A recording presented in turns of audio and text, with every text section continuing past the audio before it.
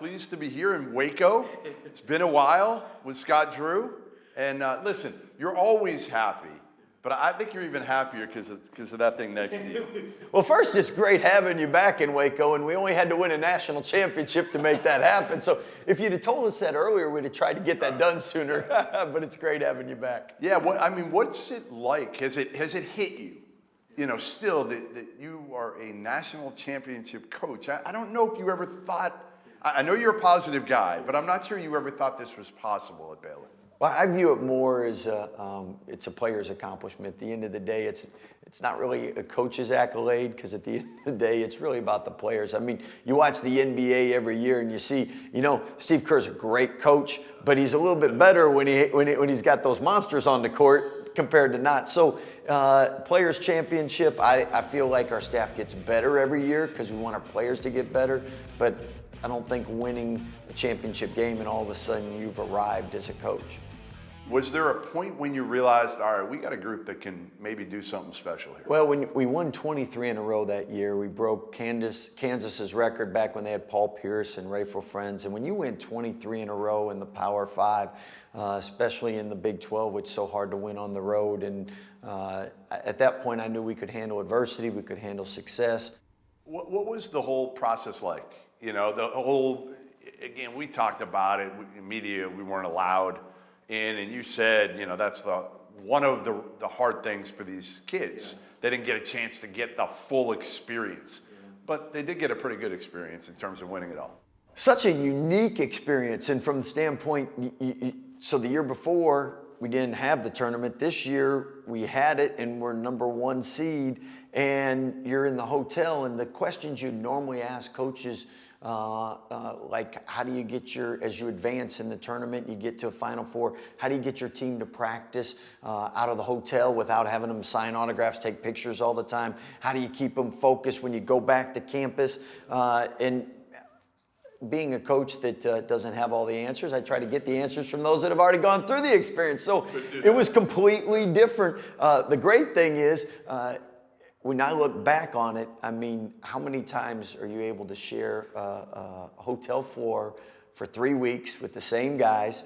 You get to the final two, you got the whole hotel to yourselves. I mean, it's beautiful. You got the whole dome to practice. And so it's like a summer camp for 3 weeks with your guys.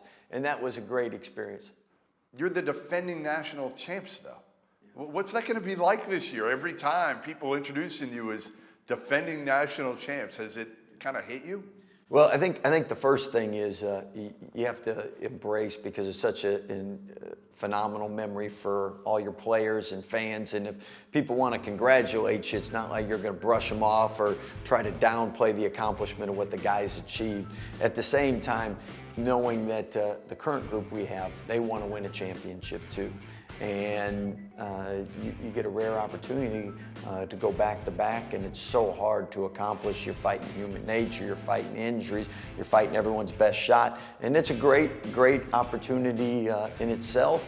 If I said to you right now, what is the key for you guys being in the hunt?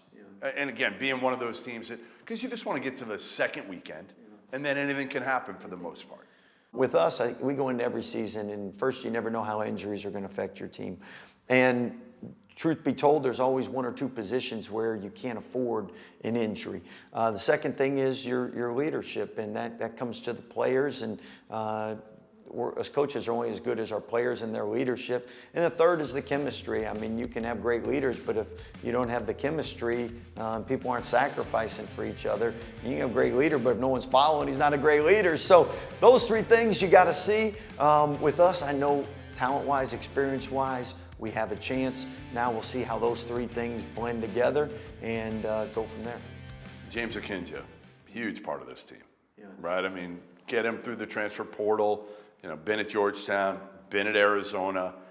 Now he comes in and gives you experience, gives you at that point guard spot, a tough-minded, competitive kid who, again, he's been there. He's won enough games. He's been in college basketball for a while. What will we see from him this year? Unbelievable work ethic, been very coachable, been very good with fitting in with the guys. So Again, we haven't lost a game yet, so we'll see how he handles adversity and success. But I know he fits our culture. Transfer portal. Listen, it helped you win a national title. Let's face it, right? Flagler, Maceo Teague, Davion Mitchell, even Jared Butler to some extent, coming from Alabama at first. How do you like or dislike it now? Because Davion Mitchell sat out. Part of the reason why he was so good for you, he told me that. I mean, he was able to get better. What do you make of this, rule where, again, most kids are not going to have to sit out after they transfer? Each situation is different and is unique, but let's just look at in Davion's case. Davion was able to come from Auburn and in that year off really work on his shot. And he went from 28% to 45%. If he didn't have that year off to work on his shot, I don't know if he gets there. And the reason is you can miss a lot in practice, and when you're on scout team, we don't care. We're giving them confidence, but if you're playing games, you might not have that opportunity. Well, that's one change. The other big one is NIL. I mean, that's what everybody's talking about right now. I mean, you got kids, football players, getting paid a lot of money and not even keeping their starting jobs. How have you been able to kind of navigate the NIL process as a coach so far? Well, I know as a coach that we want our players to receive and get anything that they're worthy of, at the same time making sure that they're building their game more than their brand, because at the end of the day, most of them want to play at the next level. Most of them want to be successful in college. Most of them want to earn a living playing basketball. If you're too worried about the quick dollar, then you're not going to have the career.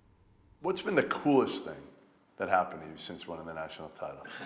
One of the coolest things we did was all the past players, we had some 85-year-old people walking in the parade that played at Baylor because they helped lay the foundation, and to see their excitement and to feel a part of it. And then our current players, to me, that's been the coolest thing. All right, listen, great being here, and we'll see you soon.